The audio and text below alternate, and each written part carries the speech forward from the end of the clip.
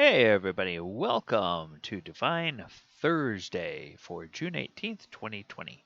I'm your host, DM Gallibond.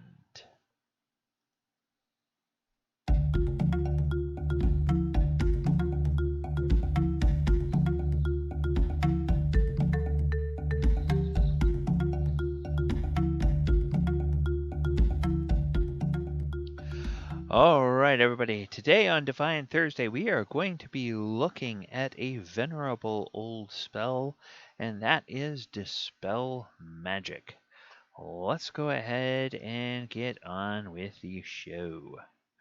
Alright, Dispel Magic 5th edition, it's a 3rd level spell.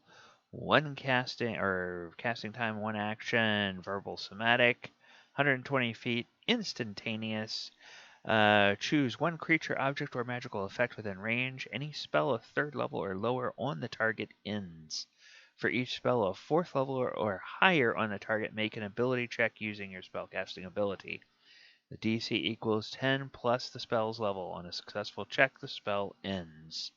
When you cast a spell using a spell slot of 4th level or higher, you automatically end the effect of a spell on the target if the spell's level is equal to or less than the level of the spell slot you used. Okay, now, one of the things that's missing from this edition, and this is a perfect reason why I do this series, to go back and look at the history, is because there's one fairly obvious thing that's missing. Every DM, every player who's ever dealt with a magical kind of enemy or enemy that has magical enhancements will be able to figure out what I'm talking about. It doesn't say anything about how this spell affects magic items. Okay, now, one of the reasons I like to do this is because in other editions they did tell you how this spell interacts with magic items. So when you're sitting at the table as a DM and somebody says, "Oh, well, would it do this? Would it do this? Would it do this?" Well, if you kind of know what it did in other editions, it gives you a chance to make a ruling in your game that at least is in the spirit with the way the spell has worked historically.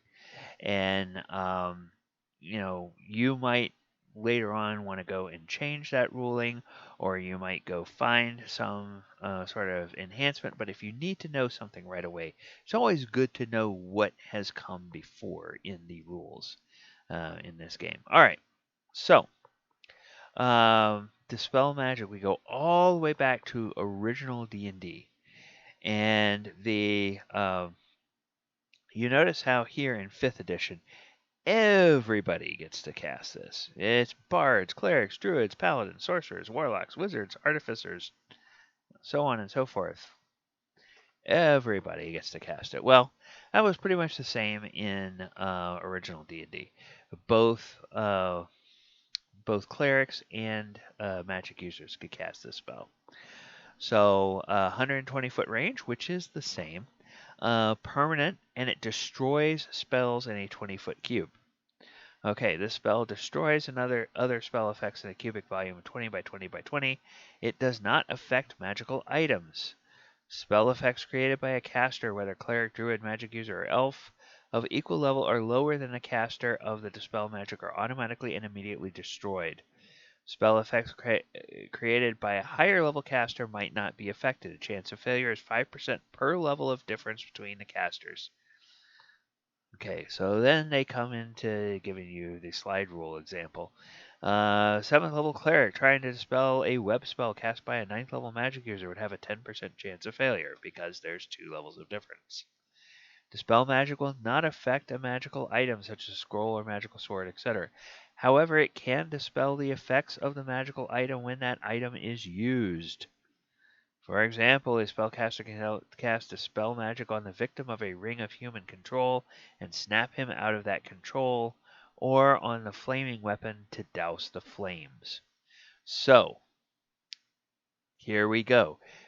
Even all the way back in the original edition, they were thinking about how does this interact with with weapons. Okay, it's not going to make the weapon unenchanted, but it can suppress the effects of the weapon for a period of time, or have a chance. And this one is kind of vague. Some of the other editions give us a little bit more detail. All right. Um, the again in first edition or AD&D, you get it's a third level spell available to everybody. Range is 60 feet indoors or 60 yards outdoors, permanent, and the area of effect is a 30-foot cube instead of a 20-foot cube. So 30 by 30 by 30 indoors, or 30 yards by 30 yards by 30 yards outdoors.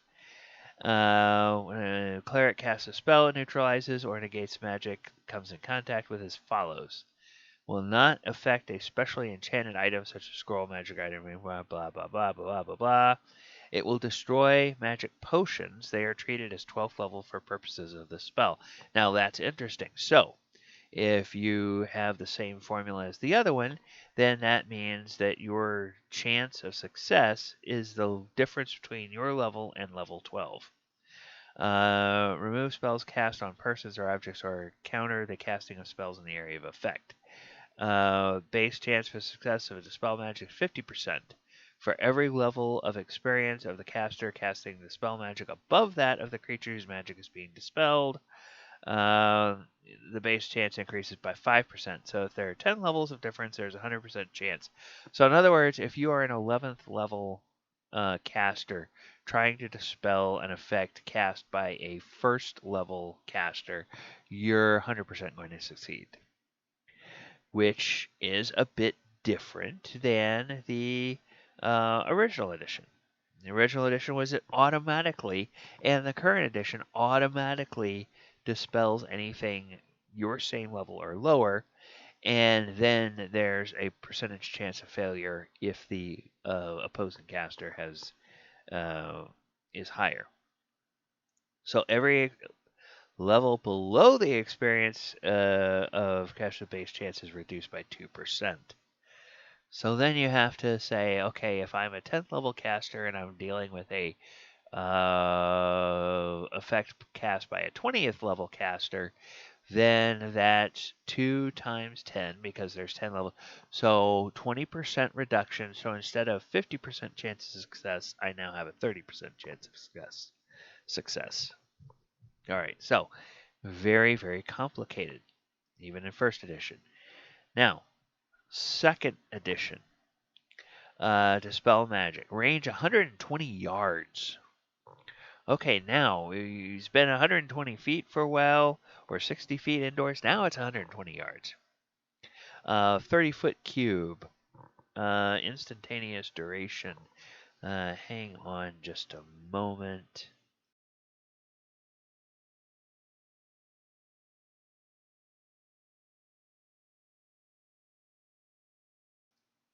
All right, well, at least I saved you guys having to hear that. All right, so 120-yard range and 30-foot cube is the area of effect. Casting time is 3. Has a chance to neutralize or negate magic it comes in contact with as follows. Remove spells and spell-like effects, including device effects and innate abilities, from creatures or objects. Disrupts the casting or use of these in the area of the effect at the instant the spell is cast. It destroys magical potions, which are treated as 12th level for purposes of the spell.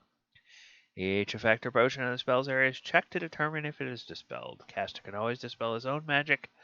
Otherwise, it's okay. So yeah, it's back to the same. It's back to the same calculus as AD&D. It does not affect specially enchanted items such as a magical scroll, ring, wand, blah blah blah blah blah, unless it is cast directly upon the item. This renders the item non-operational for 1d4 rounds.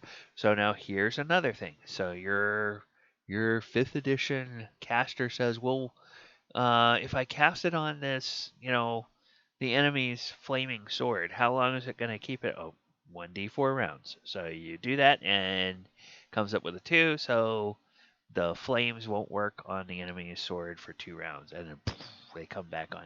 If you are using, if you're going to follow these rules. Item possessed and carried by a creature gains the creature's saving throw against this effect. Otherwise, automatically rendered non-operational. Interdimensional interface, such as a bag of holding, rendered non-operational, would be temporarily closed. Note that an item's physical properties are unchanged. A non-operational sword is still a sword. Or a non-operational magic sword is still a sword. Yes. So that's like that flaming sword may not burn, but it'll still chop your arm off if somebody hits you with it. Artifacts and relics are not subject to the spell. However, some of their spell-like effects may be at the DM's option. And then here is a nice little table to tell you the summary of Dispel Magic effects. So the caster himself or herself, no resistance and automatic dispel. Other casters or innate abilities, level or hit dice of the other caster, effectives negated. Wand is a 6th level item. Staff is an 8th level item. Potion is a 12th level item. Other magic is a 12th level item unless specified. The potion is destroyed, and the effect, these little asterisks mean the effect is negated temporarily, and lasts for 1d4 rounds. And then artifact is just DM discretion. All right, so 2nd edition, we give you a little bit more information about that. All right, 3rd edition. Okay, 3rd edition. It gets almost 2 full columns of description. So let's see what it says. Again, everybody in the world can cast it. Verbal Somatic, 3rd level or 4th level, depending on your class. Standard action, range is 100 feet plus 10 feet per level. 1 spellcaster creature or object or a 20-foot radius burst. Instantaneous, and there's... okay. Because magic is powerful, so is the ability to dispel it. You can use Dispel Magic and ongoing spells that have been cast on a creature or object. Temporarily suppress the magical abilities of a magic item to end ongoing spells, or at least their effects within an area. Or to counter another spellcaster's spell. A dispelled spell ends if its duration had expired. Some spells, as detailed in their descriptions, can't be defeated by Dispel Magic. Can dispel but not counter spell-like effects just as it does spells. Effects of a spell with an instantaneous duration can't be dispelled because the magical effect is already over before the Dispel Magic can take effect. Thus, you can't use Dispel Magic to repair fire damage caused by a fireball, or to turn a petrified character back into flesh. In these cases, magic has departed, leaving only burned flesh or perfectly normal stone in its wake. You choose to use Dispel Magic in one of 3 ways. Now, see, that's another interesting thing is that somebody asks, well, will it, somebody cast flesh to stone on that guy. Can I turn him back to a person by doing Dispel Magic on him? Nope. Because the magic's already gone and he's just a statue now. You have to use a different spell for that. Use Dispel Magic one of 3 ways: target dispel, area dispel, or counter spell. Target dispel. 1 object, creature, or spell is a target of Dispel Magic spell. You make a spell check. 1d20 plus your caster level maximum plus 10 against a spell or against each ongoing spell currently in effect on the object or creature. DC for this dispel check is 11 plus the spellcaster's level. And then it gives us examples here. Then let's take a look at the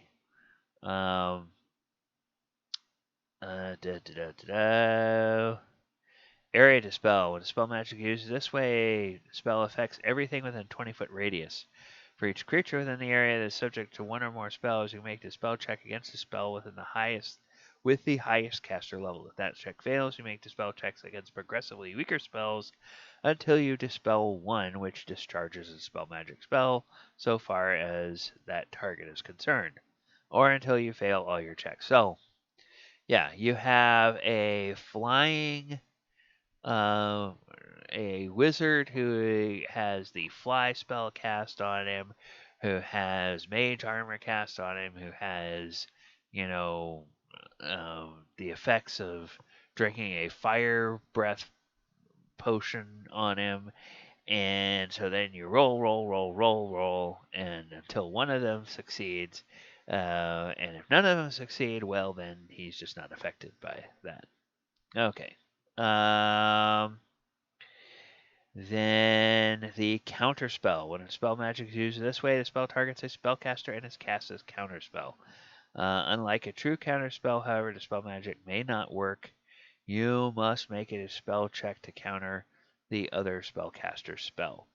So it's like, and the reason that's in here is in third edition is because in third edition you had all these kinds of different feats and everything, and if you had certain feats, you could tell what another caster was casting, and if you were fast enough to figure out what they were casting while, before their spell goes off, you can use the spell magic to counter it. All right. And then finally in 4th edition, Dispel Magic. Oh, hey, that gets really simple. Only wizards get it at level 6. You unleash a ray of crackling energy. It destroys a magical effect created by an opponent. It is an attack roll, intelligence versus the will defense of the creator of the conjuration or the zone. If it hits, the conjuration or the zone is destroyed. All its effects end, including those that normally last until a target saves. Easy peasy, end of discussion. Very simple. All right, so Dispel Magic, yes.